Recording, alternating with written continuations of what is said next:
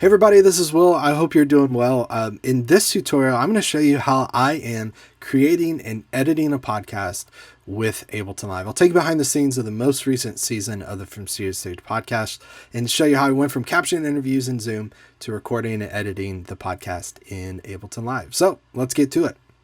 All right, so first thing I'll mention, I'm going to try to cover a lot of ground really quickly in this tutorial. So I've included chapter markers so you can jump to specific areas to get right to the section you're looking for. Up front, I just want to let you know, kind of my drive, my vision for this season of the podcast was to do something that was highly narrative driven and tightly edited, right? So previous seasons 1 through 3 of the podcast was typically either just me ranting and riffing about using Ableton Live, covering a subject, or me interviewing someone. And the interviews were not tightly edited. I didn't take ums and uhs out. I didn't really edit for content very much. It was kind of like whatever it was, we just chop off the beginning, do the interview, and then add the end. So it's not edited very tightly. But I wanted these to be very quick. I wanted them to be highly narrative driven and tightly edited. And so Ableton Live is essential throughout the entire process of this. So starting at the beginning, the first thing I did is I recorded most of these over Zoom. In fact, I recorded all these interviews over Zoom. And the way I wanted to do this is I kind of wanted to be a narrator, third person. I did not want to record both sides of the conversation, if that makes sense. And I should mention, if you want to listen to the podcast, at the point I'm recording this, I've got 2 episodes out. By the time it releases, there'll be a few more episodes out. But I'm going to link to all of those in the description here so that you guys can listen to that to get an idea of what I'm talking about. But I wanted it basically to be me narrating and then cutting to clips of the guests talking. So recorded it over Zoom. It was very important I made sure Zoom was set so that it recorded separate audio files for each person. It's a really great feature of Zoom. And then what I did from there is I brought the audio file from that person into an individual Ableton Live session, right? So every single person that I talked to, they got their own individual Ableton Live session. And so let me show you, drop over here into Ableton Live. Let me start just by dragging a file in to show you essentially what it looks like coming from Zoom. Okay, so if you take a look over at my Ableton screen, this bottom file here, this bottom track file, is basically what I start with from Zoom. And again, I'm not trying to sync their audio and my audio together. I just have their audio file. 2 things I did maybe kind of uniquely on this one. One, again, I recorded separate files in Zoom, so I have just their recording. But most of the people I were talking to, have a great setup with a mic at their home and a home studio. So I asked them to record themselves locally. So yes, we conducted the interview over Zoom, but the majority of the time they're recording themselves locally. So for instance, in this episode 1, and I feature Mike McKnight, the godfather of playback, as we like to say. Mike recorded this locally on his end. And by locally, I mean, it's not through Zoom. It's just a microphone like this one set up into an audio interface that he recorded, I think, into Pro Tools or something on his end. So he then sent that to me and I dropped this into an Ableton Live file. Now, the next step for me, after I get the individual local files from each person, and most people, again, are able to provide that, and that's great because it's a way cleaner recording than if it's just through Zoom. You don't get the weird bitrate choppiness stuff. I will mention you do get variance in gain levels, and so I learned after about my 3rd interview to have people test their gain level before we go on. And I had a couple of people that said, no, gain's fine. I said, no, just do me a favor, hit record, listen back, gain up or down, and then go. So, but some of the earlier interviews, gain is pretty low. So I fixed that later and we'll talk about that. But for instance, with this interview with Mike, we get that main audio file. It's dropped into an Ableton Live session. And then what I want to do is what most people, at least as far as I understand it, that do narrative-driven podcasts call a paper cut. So they'll do an interview and then they'll get it transcribed. And then they'll take the transcription and throw it into a Google Doc or something, and they'll start highlighting it, and they'll take out this bit and say, we want to talk about this, we want to highlight this, we don't want to highlight that. I did the same thing, but I essentially did my paper cut in Ableton Live. So what you can see is I start with this interview, from Mike, for instance, and let me solo this so you guys can hear it, and we'll just play a bit like this. Well, basically back in the 80s when I was in bar bands, I realized it was mainly East Coast bar bands. And I just realized I'm never going to I'm going to be in a Holiday Inn when I'm 70 if I don't. Okay. So what I start doing is I listen to the interview at this point, and I'm going to do my paper cut. And so what it turns into is I listen to a segment and I go, okay, what is Mike talking about here? And again, I'm not listening to my side of the conversation. I'm just listening to his side of the conversation. It helps that I was there and I had, a basic set of questions to ask these folks.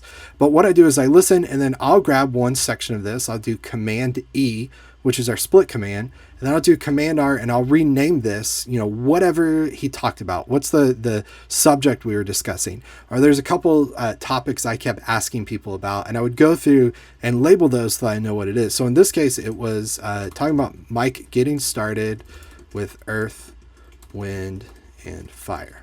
Okay, so I know this whole segment is essentially Mike talking about his start with Earth, Wind, and Fire. Now, at this point, I don't necessarily know where that's going to go in the narrative structure.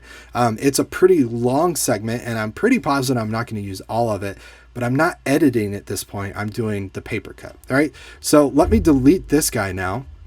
And what we essentially end up with is I go through his entire session here, our entire conversation, and I chop this up. And once I chop up a section doing Command D, I then copy it and I put it over into session view. So what I end up with is every single part of our conversation is separated out. And then I drop it into session view. So I have this into various clips in session view. Then I hit save. Okay. And then I do this for every single individual person. Again, Mike's audio was gained down a little low here, so I added a glue compressor to kind of make up some of that. I had a couple people early on that I knew their audio was pretty rough, and I was going to have to do some repairing to get it working. But I don't worry about that at this stage. I'm not mixing. I'm not even really editing, not editing for narrative or for time. I'm just purely doing the copy edit. So I go through and do that for each individual person. And then once I get that, I drag that individual person's conversation into this session here. And we'll call this, I call this BTS Master. So this is my master session of everyone that I've interviewed. And I still have a few people to go to chop up the interview. So what I would do is go into Mike's interview, for instance, here, using the browser, Ableton Live's browser, quite a bit. And I would go in and say, okay, so here's my interview with Mike, and I'm just going to drop this in over here. Okay. So now I have all of Mike's stuff in this file as well too. Right. So I go through, I label all these people in the beginning, and I stop doing this towards the end. You can see some of these. Sometimes I'll put something, red if I don't want to use it, or I can't use it. Maybe they mentioned a name they shouldn't, or they said something that they reached out later and said, hey, don't include that. I'll make stuff yellow if I think, hey, it might be pretty good. Green if it's like, I really need to use this. Again, I started the process with that. And by the time I ended, I'm like, I don't know if I should do this or not. All right. So then we have this master session. Then from there, what I do is I create a new session for every single episode. And the way I think about the episodes, if you could see my desk right now, it's full of index cards, right? And so I have tons and tons of index cards, just making notes of, what I want to say in different spots, what I want different episodes to be. And I'm trying to find a couple here just to show you guys. But basically what I'll do is I'll start with a basic structure or idea to each episode. And the way I've been thinking about the structure of this is I want to start with each episode primarily focusing on one individual. So episode 1 is Mike McKnight. Episode 2 is Clayton Janes. And I want to start the first 2 to 4 minutes talking about their story a little bit. And then out of their story, I want to try to pull a theme, a thread that's going to run between, that's going to carry us the rest of the show, if you will. And so from there, we go to 2 to 3 more acts, 2 to 3 more sections, and then we end, right? And then that's kind of how it goes. So let me show you what this session file looks like here. This is the actual session file for episode 1. And so what we have up top is my narration. Okay, what I discovered really quickly in this was episode 1. Let's see if I can play this. Is I first started with me just kind of working from a script and reading from a script. So this is what that sounded like. Mike McKnight grew up playing keyboards in bar bands on the East Coast, but quickly realized it wasn't for him. It's not bad, but I didn't like the feel of that. So as we progress, let's see, I'm just going to guess here. we got further in. Is with the show being so dependent on a click track, backing tracks, time code to sync production elements, there's really two people that are absolutely essential for the show to happen. One, the artist, and then two, the playback tech. So you can hear, I know where I want to go. I'm not just, impromptu speaking on the fly, but it's not necessarily scripted. And I feel way more comfortable with that. Even though there's some uhs and some ums, I'm okay with it. Okay. So I have my bits in here that I know. What I do is I start thinking, okay, where do I want to go with this? And so I'll open up the Finder here and I'll look and go, okay, I'm talking about Mike. So I'll open up Mike's thing, and I know I definitely want to get him talking about Earth, Wind, and Fire. So what I'll do is I'll typically press tab. I'll create a track for that particular person. Then I'll start just dragging in bits that I know I want to work with, right? Getting started with Earth, Wind, and Fire. I'll go through his interview and drag those sections in. Sometimes I'll know exactly like, okay, at the top here, I want to talk about this particular thing, and I'll just drag that right into the file. Okay. So I start to build out the narrative structure where I drag the bits in, and then I'll record my sections on top of that, just directly into arrangement view, and start to piece together the story quite a bit. Right. And then what we do is we just progress through this in arrangement view. And I think this is a great use of both session and arrangement view in kind of a unique way, right? Which is I'm storing all my thoughts, all my individual sections over in session view and then dragging them into arrangement view as I need it, right? So I have my sections, I have Mike's sections. And then what we do is we have different little musical kind of breakdowns and bits. What I decided to do was use SoundStripe for this. Initially, I wanted to record and create all my own music for this, but I just realized there's going to be way too many musical cues to try to hit if I'm creating that on my own, because I'm recording, I'm editing, I'm mixing, I'm mastering, and I'm doing music stuff. It's just too much. So what I did is went to SoundStripe, and I created quite a few playlists here, and I started with one that just kind of helped me try to set the vibe of like what I want to go for this. So for instance, I have this BTS podcast music. We have 48 tracks just to start on here. I would just scroll through SoundStripe and think, okay, I want something that's kind of Rhodes, that's chill, that's mellow, or that's upbeat or whatever. And I would start to find what's the timbre of the show, right? If we think about that, what's the vibe of the show? And I would build that into a playlist, right? And then when I'm ready to use the song, I'll just click here, use the song, and license it for that particular episode. Then I download those, and those start to go into my Ableton session. Some of them have kind of for dramatic effect to fade in and fade out. Like for instance, in episode 1 here, I talk, then we fade out of the music into Top Gun and fade back in a little segment of Top Gun talking about the DX7. And so those have fades, but most of these typically just start, almost right on, maybe a slight gentle fade, and then they run throughout a segment and then end. So I'm dropping music in, I'm adding and applying fades, quite often. And then I just go throughout here, and then I'm just, adjusting levels of songs, listen through the episode probably 5 or 6 times to get the music, really exactly where I want it. And then get to the end of the show, I'll time some cues where they start, at different times. But then get to the end of the show, and again, I listen through 5 or 6 times just to make sure everything's good. And then what you can see, for instance, let's take, and let me roll. If you remember, earlier I showed you Mike's clip about getting started with Earth, Wind, and Fire. And if we come back here, let you listen to kind of what this looked like and how we got into it. Okay, so let's go, I think here. Mike had bigger dreams. Actually, let me start you here. Take a listen. Mike McKnight grew up playing keyboards in bar bands on the East Coast, but quickly realized it wasn't for him. And I just realized I'm gonna be in a Holiday Inn when I'm 70 if I don't watch out. But Mike... Right, so if you remember the first thing I played for you, that's a small section of that interview. And so at this point, I know I want to have him talk about getting started with Earth, Wind, and Fire. And you can see this whole section here is him talking about that, but I've really now got into tightly editing it. So for instance, you can see this is kind of tied up here and then goes to me and then goes to here.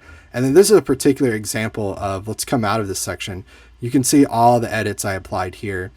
Sometimes I'll do a fade in the middle there to cover a vocal blunder, or maybe they say something they shouldn't. I'm also trying to keep the show a clean show, so if someone swears, I'll try to edit out them swearing just to cover that.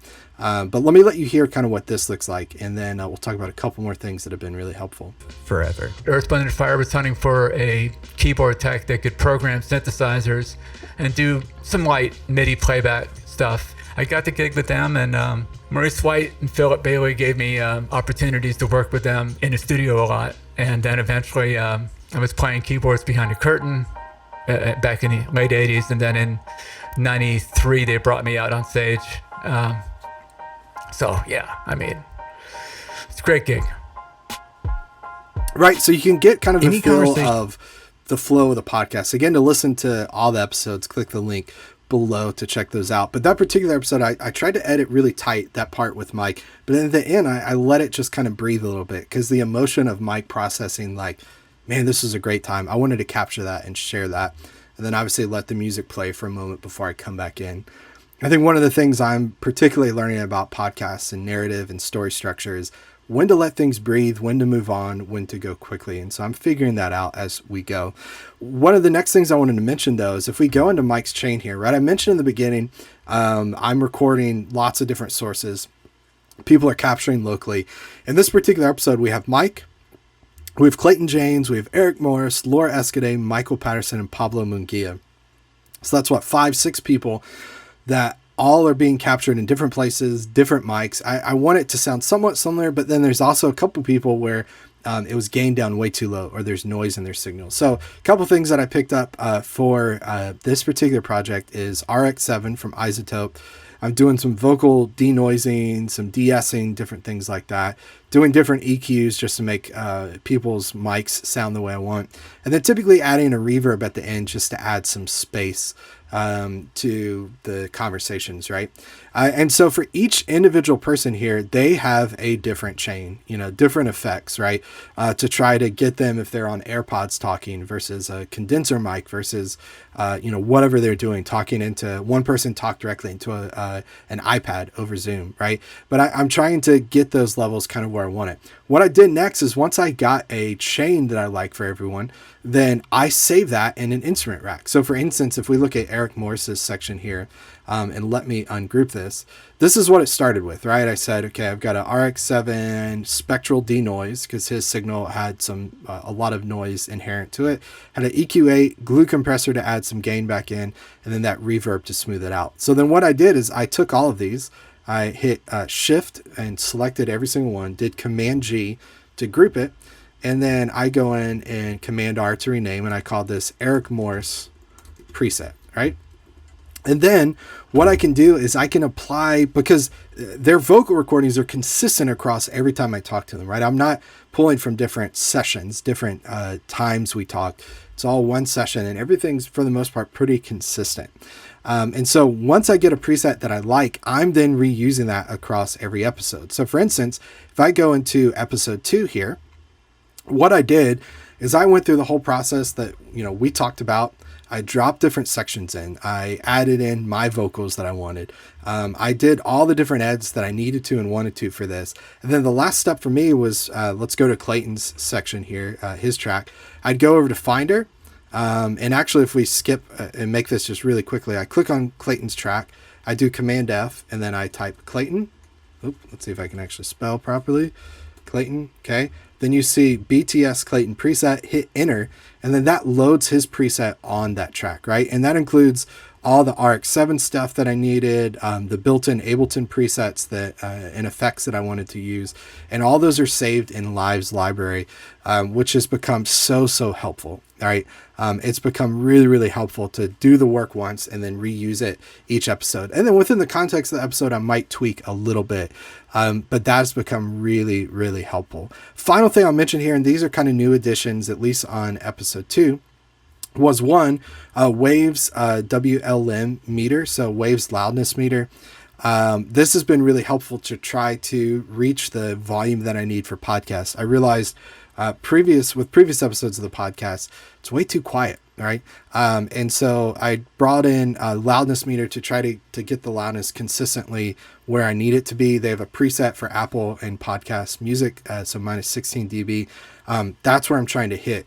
Another thing I tested out on episode 2, I'm not sure if I like it or not, is Wave's playlist writer, which again, I pulled up the Apple Podcast Music preset, and that's just helping me kind of mix everything together and glue it together, consistently get the volume where it is. It's got to start with good volume and gain in the first place, but this is kind of helping. So those are 2 plugins, both from Waves, that I started trying out on episode 2. We'll see if they stick or not. But that's it. So to kind of recap all of this, doing everything in Ableton Live, the stuff that's essential for me is being able to edit vocals directly in arrangement view, drop those, save those into session view, then bring it back into arrangement view as I kind of build out this narrative structure. The Ableton native effects, I'm using a lot of glue compressor, reverb, EQ, 8, using SoundStripe for all my music stuff, which there's, I don't know, I should count them, probably 15 musical cues in each episode. And so there's a lot of music I'm pulling from SoundStripe. And so SoundStripe has been really, really helpful. Using Ableton Live 10, again, like I mentioned, RX7 from Isotope to help clean things up. Waves loudness meter, WLM loudness meter from Waves has been really helpful. And I'm testing Playlist Writer from Waves to see if I'm going to like it and eventually use it. But that's how I'm using Ableton Live to capture interviews in Zoom and then bring those into Ableton to make a finished product. And so far, I'm loving it, and it's working really well. And I hope you're enjoying the final result. If you haven't listened to the podcast again yet, click the links below to check that out. And again, if you want a deeper dive into this or have me record my screen, maybe when I edit a podcast, then let me know and be happy to do that and create, again, a course for From Studio to Stage students. If you want to learn more about using Ableton Live, either on stage in the studio or, to help you transition from the stage to the screen, maybe for live streaming, head to FromStudioToStage.com. You can start a 7-day free trial. You'll see tons of content like this. You'll get access to all my templates, all my presets, all my patches, all sorts of things will be available there. A great community of people. And again, you get a free 7-day trial, which is the best thing of all. So head to FromStudioToStage.com. Click the link below to check that out. Thanks so much for watching. Thanks for listening. We'll see you guys next time. Take care, everybody. Bye.